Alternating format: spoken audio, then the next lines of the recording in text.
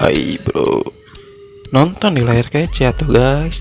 Oke guys, untuk kali ini layar kece bahas film peraksionan yang berjudul Special ID tahun 2013. Yang filmnya dibintangi oleh mantan guru saya, Mas Donien, yang tentu actionnya sangat menggerakkan sekali guys. Daripada penasaran, yuk kita ke ceritanya guys.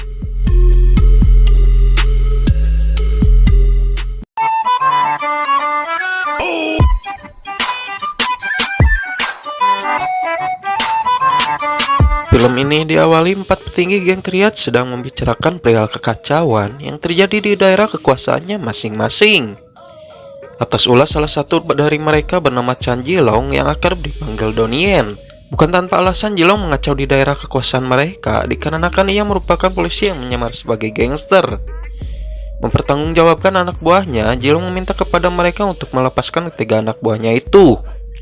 Sebagai jaminan anak buahnya lepas, disitu Jilong harus berhadapan dengan salah satu petinggi dari geng triad itu.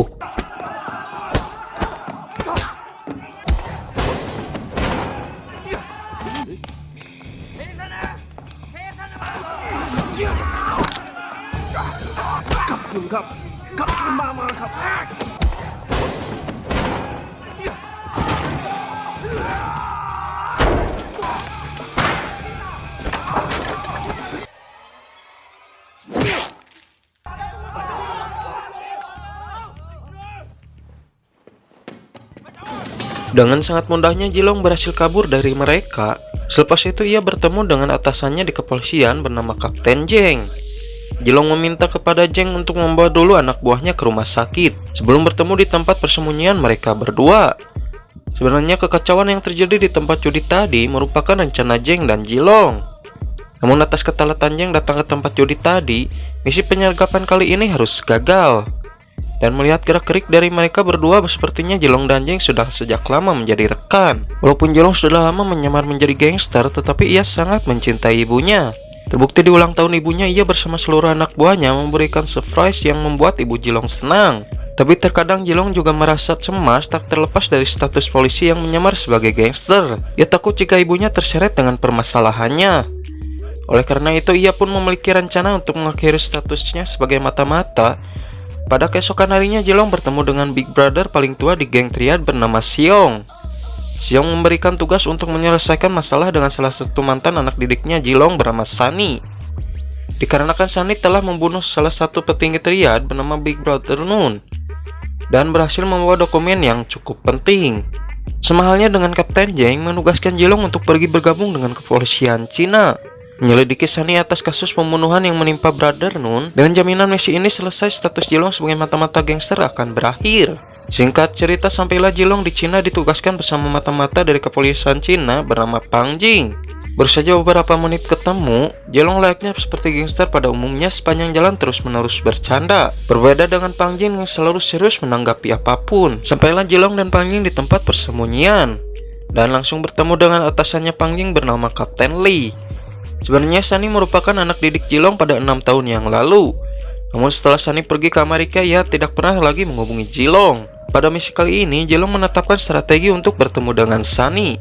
Sementara itu, Pang Jing akan memata-matai di tempat pertemuan. Sampailah Sunny bersama seluruh anak buahnya di tempat pertemuan antara Sunny dan Jilong. Mereka berdua seperti teman lama pada umumnya berbincang-bincang satu sama lain. Hingga Sunny yang habis-habisan memuji Jilong tentang statusnya yang sudah ia anggap sebagai guru. Tapi Sunny juga mengetahui bahwa alasan Jilong menemuinya atas perintah brother tertua triad yaitu Xiong. Sebenarnya Sunny tidak ingin terus-menerus statusnya sebagai gangster terus ada di bawah. Dan Sunny orangnya itu bisa dikatakan ambisius. Di pertengahan pembicaraan mereka, tiba-tiba ada seorang misterius yang menembak salah satu rekan Sunny dan keadaan pun berubah menjadi kacau. Sementara itu, Pang Jing yang menyadari penembakan ini langsung bergegas mengejar orang misterius itu. Sedangkan Sunny berpikir bahwa penyerangan kali ini atas ulah Jilong, dan ia pun bersama anak buahnya menyerang Jilong secara bersamaan.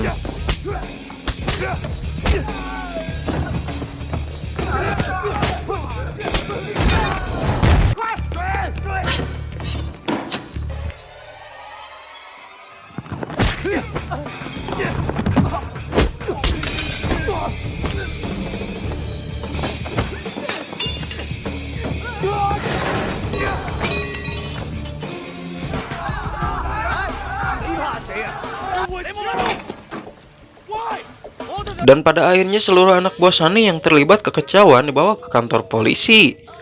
Sedangkan Sunny sendiri kurangnya bukti perihal kasus pembunuhan yang menimpa Brother Nun. Mau tidak mau Panjing yang menangani kasus ini harus melepaskannya. Akibat kegagalan misi kali ini, Jilong dan Panji lagi-lagi saling menyalahkan satu sama lain. Dikala cobaan yang menimpa Jilong cukup berat kembali lagi, satu-satunya orang yang selalu care terhadapnya adalah ibunya sendiri yang selalu menyakitinya. Singkat cerita, karena status geng yang dipegang Jilong dan Sunny dalam bahaya, mereka pun akhirnya berdamai satu sama lain di hadapan Big Brother Triad, yaitu Xiong. Sekaligus memberikan informasi bahwa orang yang hendak menembak Sunny pada waktu itu identitasnya sudah terbongkar bernama Dao Feng, merupakan anak buah Brother Nun yang tidak terima atasannya dibunuh oleh Sunny, dan Xiong memberikan informasi tentang keberadaan Dao Feng kepada Jiong guna membereskan permasalahan ini. Tanpa mereka sadari, ternyata secara diam-diam Xiong telah bersekongkol dengan Dao Feng untuk mengadu dombakan antara Jilong serta Sunny. Sementara itu Jilong kembali lagi ke markas dan memberitahukan kepada Panjing perihal informasi keberadaan Dao Feng yang diberikan oleh Xiong. Pada awalnya Jilong melarang terlebih dahulu untuk bergerak, namun apa boleh buat, Panjing yang sudah kehabis kesabaran, ia pun mengabaikan masukan dari Jilong. Dan benar saja Dao Feng sudah menyadari akan keberadaan polisi, dan ia pun bersiap di gedung lain untuk menembaki Panjing beserta anak buahnya. Dan untung aja Jilong yang menyadari hal ini akan terjadi langsung bergegas mengejar Dao Feng.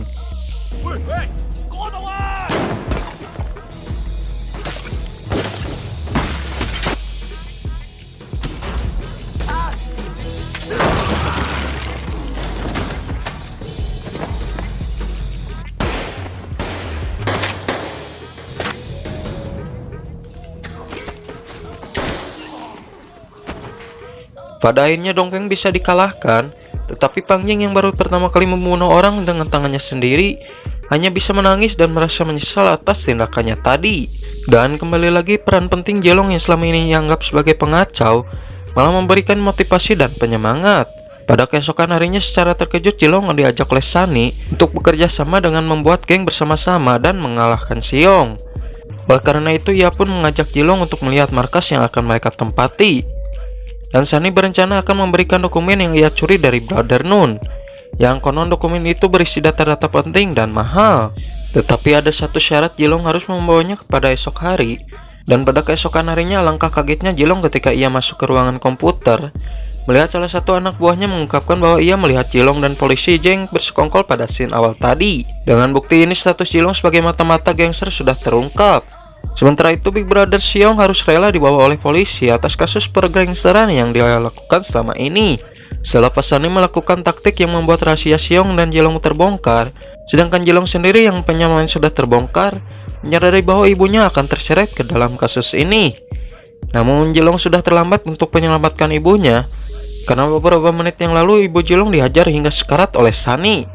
Dengan sekuat tenaga, Jilong berhasil membawa ibunya masuk ke rumah sakit. Dengan penuh amarah, Jilong tidak ingin ngejedok saja dan langsung bergegas untuk menghabisi Sunny. Walaupun Panjing dengan polisi Jeng mencoba untuk menghalanginya, lantas ia pun menemui Sunny yang sedang terlibat pertikaian dengan anak buahnya. Tetapi anak buah Sunny berhasil kabur. Walaupun demikian, Sunny mencoba lari dari kejaran Jilong, namun ia tidak bisa bersenang lebih awal. Panjing yang menyadari hal ini akan terjadi, langsung bergegas mengejar mobil Sunny.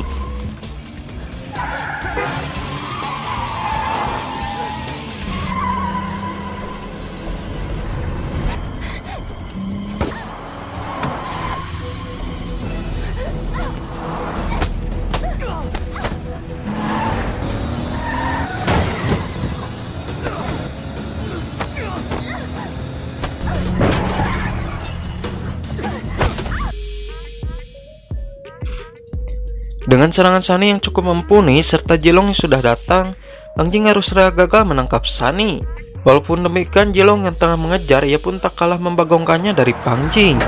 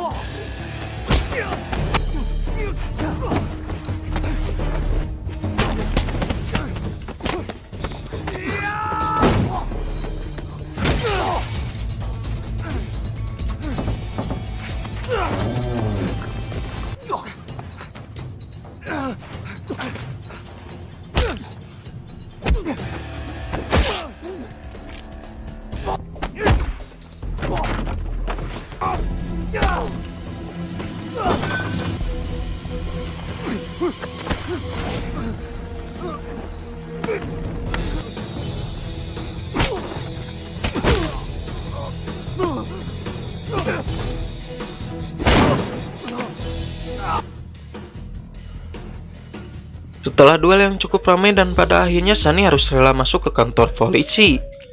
Singkat cerita, setengah tahun kemudian kehidupan Jilong sudah berbeda 180 derajat. Yang awalnya bertato dan berperilaku gangster, pada kali ini ia sudah kembali lagi mendapatkan lisensi polisi yang asli. Langsung diberikan oleh rekan terdekatnya yaitu Fang Jing. Jilong pun tak luput merupakan ibunya yang sudah memiliki sebuah kafe sesuai dengan impian ibunya itu. Dan setelah itu film pun tamat cuy.